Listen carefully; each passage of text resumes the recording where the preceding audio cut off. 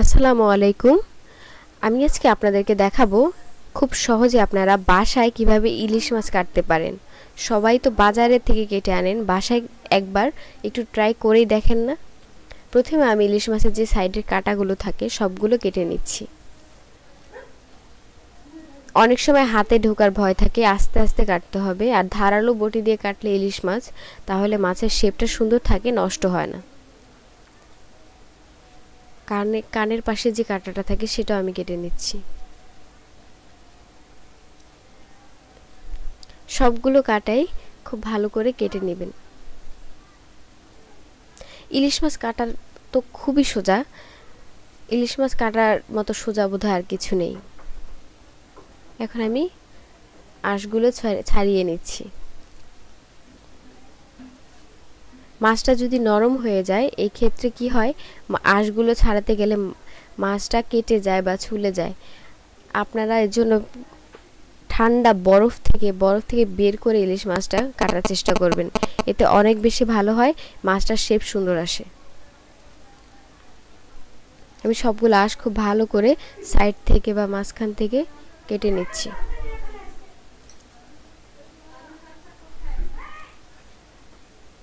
এখন ধুয়ে আবার আঁশগুলো ছড়ানোর পরে ধুয়ে নিয়েছি। আর সবসময় লক্ষ্য রাখবেন মাছের মাথা একেবারে কাছাকাছি থেকে কাটতে, যেন কোনো ফাঁকা না থাকে। কেটে নিচ্ছি। এতে কি হয়, আপনার ডিম যে থাকে, যদি ডিম থেকে থাকে তাহলে ডিমটা নষ্ট হবে না এবং মাছের শেপ খুব সুন্দর আসবে। এখন আমি যেই পেটি থাকে পেটিটা বের করে নিচ্ছি এবং মাছের ময়লাগুলো ফেলে দেব। ফেলে দিয়ে এখন লেজটা আমি কেটে নিচ্ছি।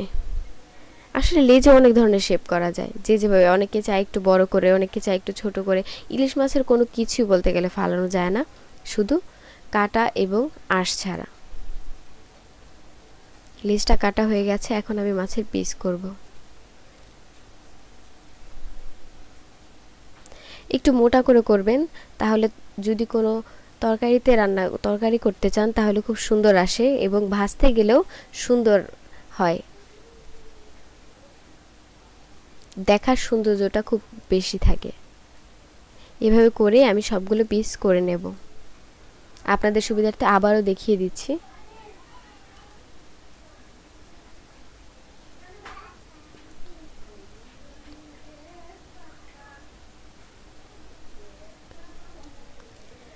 সবগুলো পিস করা হয়ে গেছে আমার। দেখতে পাচ্ছেন লেজেরও একটা শেপ, সুন্দর শেপ আসলে ভালো লাগে। মাথার যে সামনের যে অংশটা সেটা কেটে নিচ্ছি, নিয়ে যে ফুলকো থাকে ফুলকোটা বের করে নিচ্ছি। অনেকেই ফুলকো খায়, যারা ফুলকো খায় তারা ফুলকো পরিষ্কার করে নিতে পারে। ফুলকোটা বের করে নিলাম, নিয়ে আমি সাইডের ভিতরে যে ময়লাটা থাকে সেটা বের করে নিচ্ছি। মাথায় কিন্তু অনেক সময় ময়লা থাকে, মাথায় থেকে যায় ময়লাটা। এখন আমি দুটো যে কানসা বলে ওইটা আমি কেটে নিচ্ছি।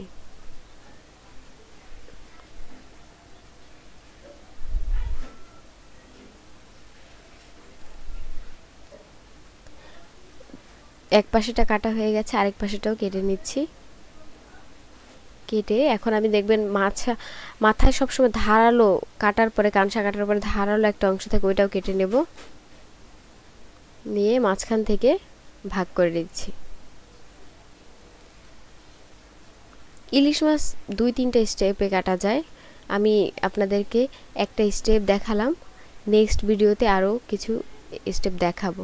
এবার যে চোখ থাকে চোখটা বের করে দিচ্ছি।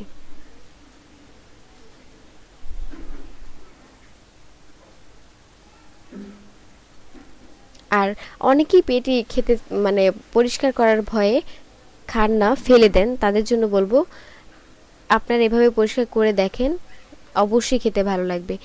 এই যে দেখতে পাচ্ছেন নীল একটা পিঠ থাকে, পিঠটা ফেলে দিলে পেটিটা আর তিতা লাগে না। আর দেখবেন তারের মতো একটা অংশ থাকে, ওইটাও টেনে ফেলে দিতে হবে। আপনারা দেখতে পাচ্ছেন ফেলে দিলাম আমি। এখন একেবারে শক্ত গুলতির মতো একটা আবরণ থাকে ভিতরে, ওইটা মাঝখান থেকে কেটে ওইটাতে ময়লা থাকে, কেটে আমি হাত দিয়ে ভালো করে ছড়িয়ে ময়লাটা ফেলে দিচ্ছি। যতটুকু এই শক্ত আবরণটা থাকবে পুরোটাই কেটে আপনার ময়লাটা ফেলে দিতে হবে। এবং সব সময় এই পেটিটা ভালো করে ধুয়ে নেবেন। খেয়াল রাখবেন ওই পিঠটা যাতে গলে না যায়। হয়ে গেছে খুব সহজেই ইলিশ মাছ কাটা। সব কাজই সহজ, কাজ কখনোই কঠিন না। বাসায় অবশ্যই দেখবেন, সহজেই করতে পারবেন। যদি আমার ভিডিওগুলো আপনাদের কাছে ভালো লেগে থাকে তাহলে অবশ্যই আমার চ্যানেলে লাইক, কমেন্ট, শেয়ার করতে ভুলবেন না এবং সাবস্ক্রাইব করুন। আসসালামু আলাইকুম।